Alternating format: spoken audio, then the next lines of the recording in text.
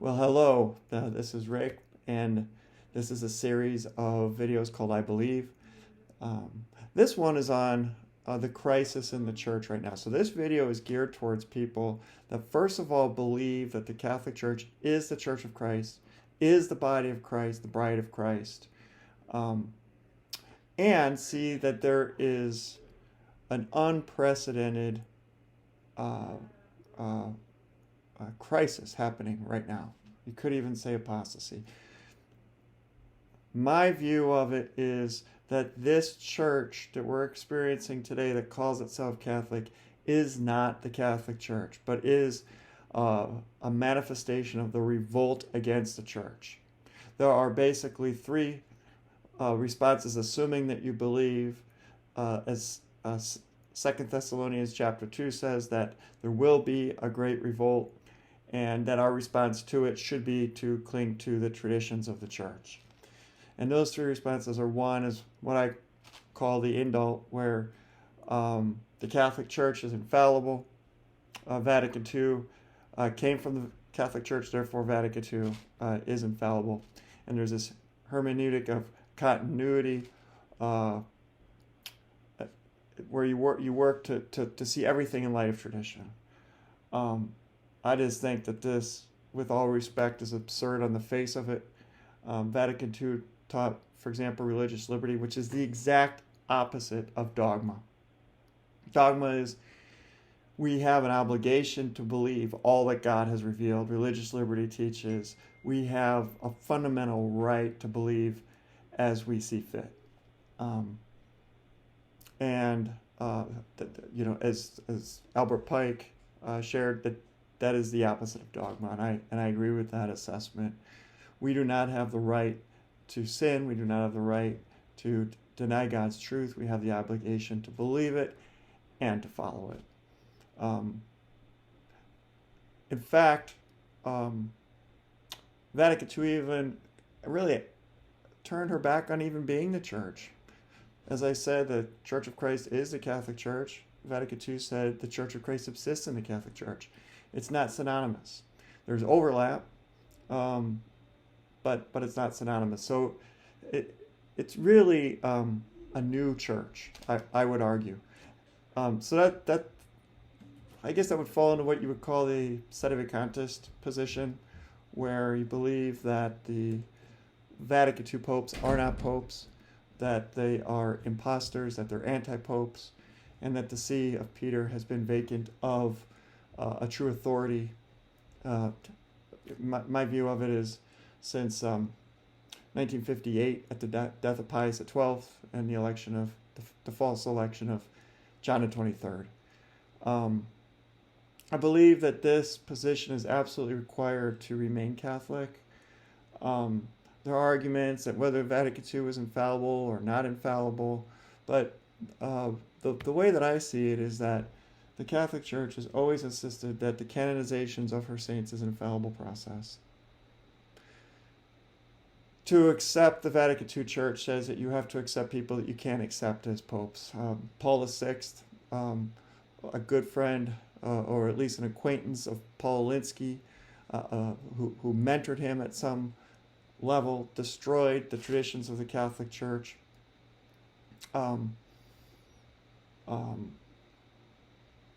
John Paul II, who had a strange affinity for pedophile priests, changed the rosary, the Code of Canon Law, issued a new catechism.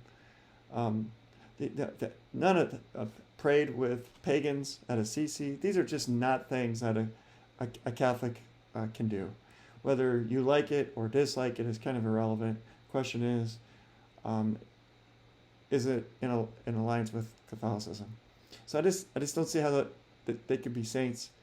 The church has always taught that she can't give us anything harmful in the liturgy, and yet the new liturgy is really a half-baked, mediocre representation of a Protestant liturgy.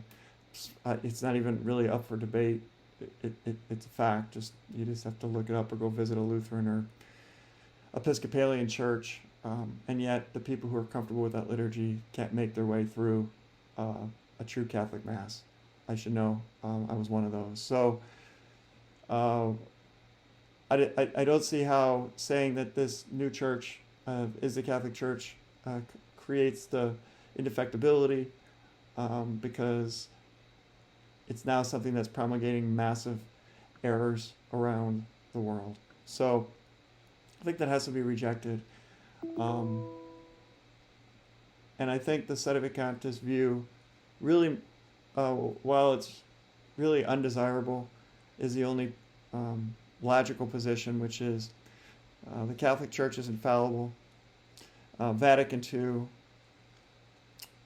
contains significant and numerous heresies.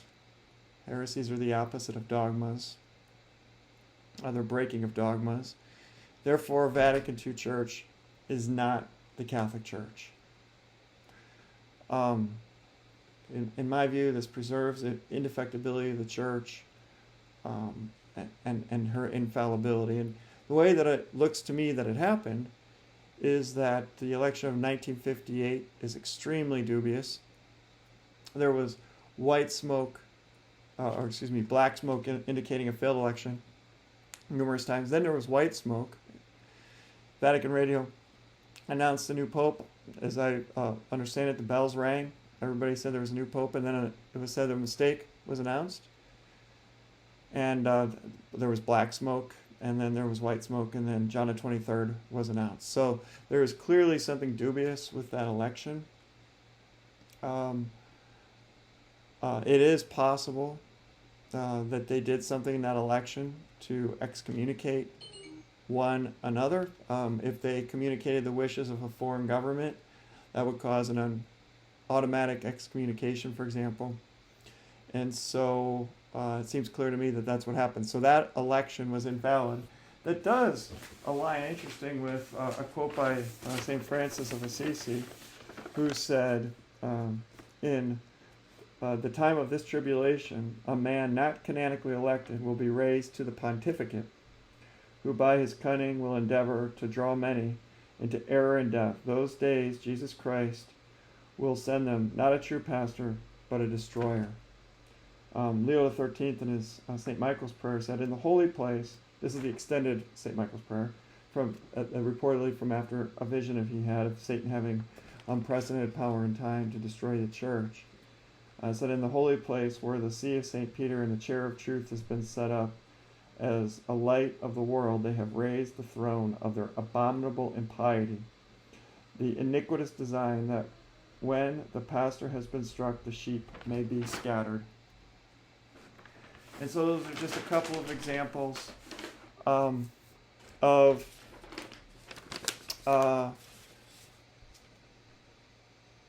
authorities teaching that such a thing is possible. And St. Robert Bellarmine said, a heretic can't be the head of what he's not a member. Public heresy automatically, ipso facto, excommunicates a person. But it seems to me that it was a fake election that gave us a fake pope. Everybody was, all the cardinals were excommunicated, except for Cardinal Mindszenty, interestingly enough. He wasn't there, so he was preserved from that. And then the next election, Paul VI, you had a bunch of cardinals that had been excommunicated, another election that wouldn't have been valid, so he was no pope.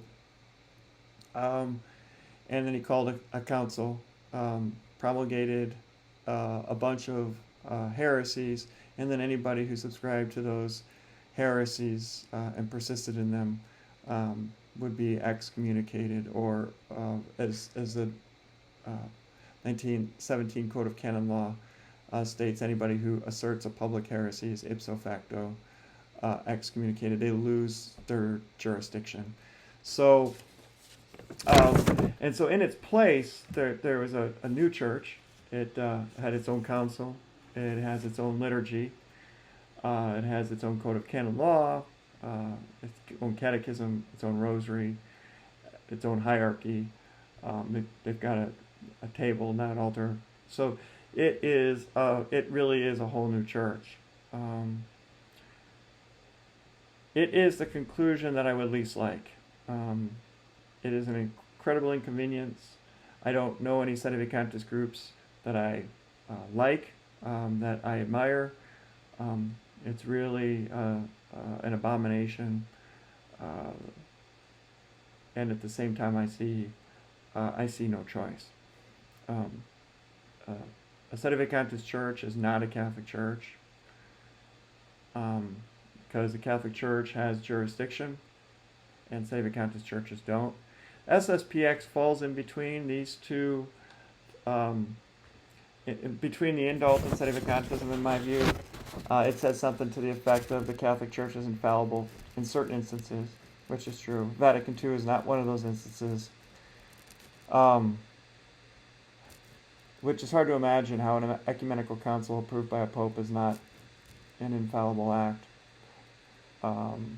But in any case, so therefore, the Catholic Church just made some mistakes. You kind of need to sift through it for yourself. You say, is this liturgy okay or not? Is this encyclical okay or not? Is this saint okay or not? So it kind of creates this parallel church that's the post-conciliar church will say things, and then SSPX will kind of filter through that and pass along what they think is Catholic and what they think is not.